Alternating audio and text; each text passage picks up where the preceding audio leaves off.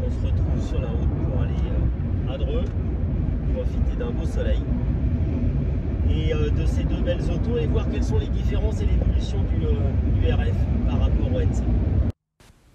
Nous voilà avec les deux autos sur le circuit de Dreux pour pouvoir comparer les performances. Nous verrons nos deux essayeurs vous donner les grands points saillants. Essentiellement, autant les performances sur route sont assez comparables, autant, en tout cas en termes de sensations, autant sur circuit, on sent la différence de la nouvelle qui est beaucoup plus légère et un surcroît de puissance.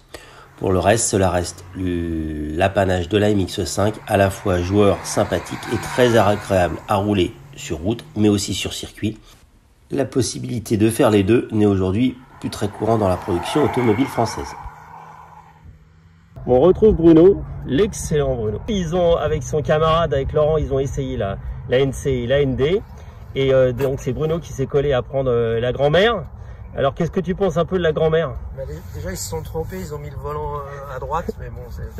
Non, non, oui, grand-mère, moi je trouve ça plutôt joueur, je trouve ça plutôt amusant. Le rapport poids-puissance est intéressant. Progressivité, tu trouves, c'est progressif, j'ai pas essayé sur le circuit, c'est progressif, ça va, tu joues bien, c'est sympa à faire. Ouais, non, franchement, sinon c'est vraiment joueur. Si on a envie de glisser, bah, il suffit de tout débrancher. Alors évidemment sur circuit, hein, pas sur la route. Mais et les chevaux, t'aimes bien là, le moteur, il prend quand même des tours agréablement. Clairement. Alors bon, voilà, t'as pas voulu casser ma voiture. Voilà, je ne veux pas la brusquer, je sais pas où elle en est en entretien, etc. Mais non, encore une fois, voilà, ça fait partie des... Je sais pas combien d'années à cette voiture. Bientôt 15 ans, ouais, c'est ça. Voilà, on sent qu'elle n'est pas empâtée par le poids. Et que, voilà, Après, voilà, c'est pas diabolique, mais c'est très intéressant. T'avais déjà conduit ou pas? Moi, ce que j'adore, c'est... j'adore avoir les jambes allongées dans une voiture. Bon bah là voilà, on retrouve une position de pilotage que j'adore.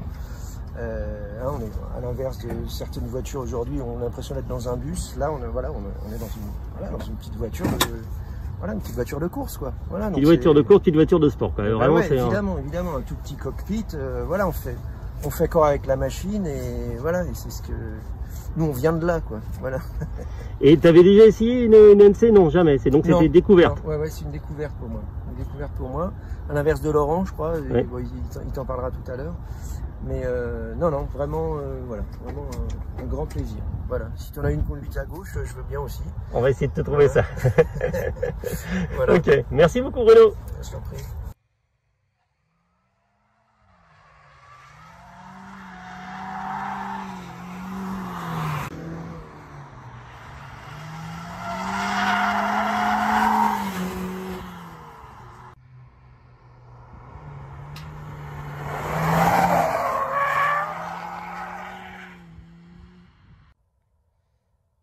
Après Bruno, avec la NC, le deuxième avis, c'est Laurent. Laurent, pour info, tourne en Roadster Cup, donc il connaît aussi un petit peu la NA sur circuit, et puis bon, il connaît un peu toutes les voitures aussi par l'habitude. Et donc on va prendre aussi son avis sur la toute nouvelle 184 chevaux. Écoute, moi je suis toujours agréablement surpris parce que c'est une auto mais qui est hyper ludique. En tout cas sur circuit, moi ça donne envie de rouler. On sent tout de suite cette légèreté, cette agilité et facile à conduire, facile à piloter. C'est un vrai jouet cette voiture.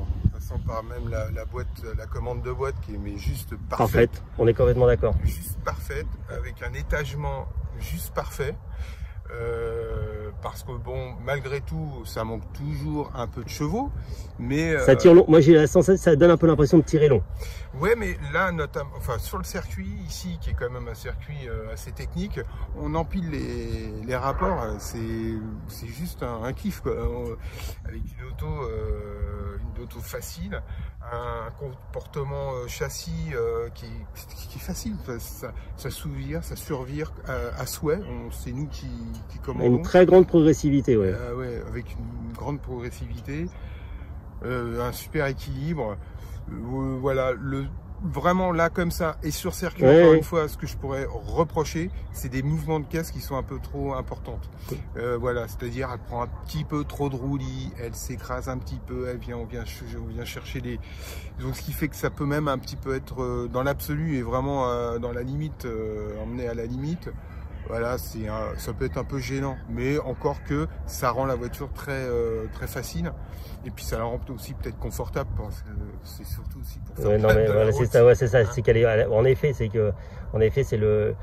mais ce qu'on retrouve, c'est que justement, elle est quand même souple, confortable sur la route, mais que pour autant, en effet, malgré ce que tu dis, ou en effet, en poussant à la limite, à mettre un petit peu plus raide, à avoir plus de barres anti-roulis, des choses comme ça, mais dans la réalité, elle est quand même compatible, on peut tourner. Et là, je t'ai vu surtout, ça faisait 2 minutes que tu l'avais en main, la mettre en dérive d'une facilité énorme. Ouais. Donc c'est ça moi que je retiens, c'est que c'est la portée de tout le monde de conduire un peu vite avec ça. Ouais. Alors aller chercher la ligne, c'est différent, mais de rouler vite, de se faire plaisir sur circuit, c'est vraiment, on peut rouler tous les jours et l'emmener sur circuit, faire des sorties circuit et s'amuser, ce qui est quand même de plus en plus rare. Enfin moi je trouve.